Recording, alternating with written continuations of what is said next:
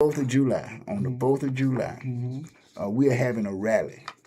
We're having a rally, not a traditional celebration, because everybody's having a traditional celebration elsewhere. We're having a rally.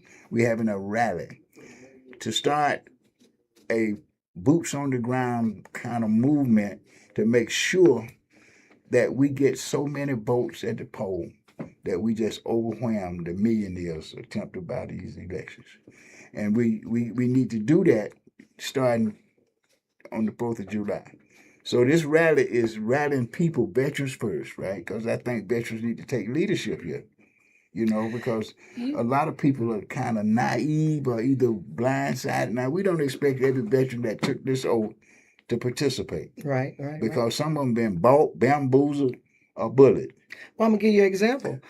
Some organizations will not politically get involved because of their national guidelines. Yeah, so they won't. So they feel like as a group they can't get involved, but as an individual, that's why I'm here today. Because as an individual, I'm a veteran first before I'm a part of an organization.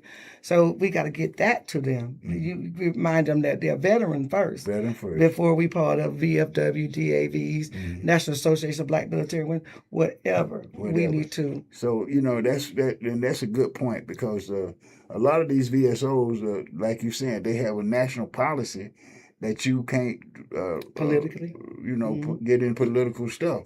But I mean, we took as soldiers, as active duty military people, we took an oath. We took an oath to defend this Constitution, against all enemies. And we see an enemy in this mega mob. I'm not gonna say they're Republicans, because that's not the Republican Party. Now, I'm being an independent all of my life.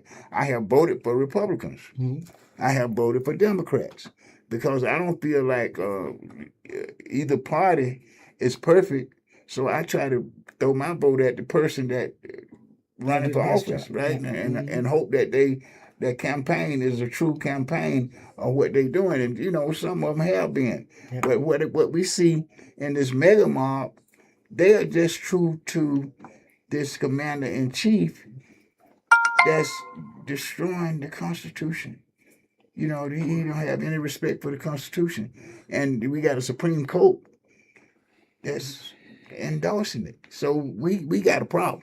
That only the vote is going to change. And we make sure that these people that say they're going to Washington to support this president's agenda, we got to make sure people in our community don't vote for it.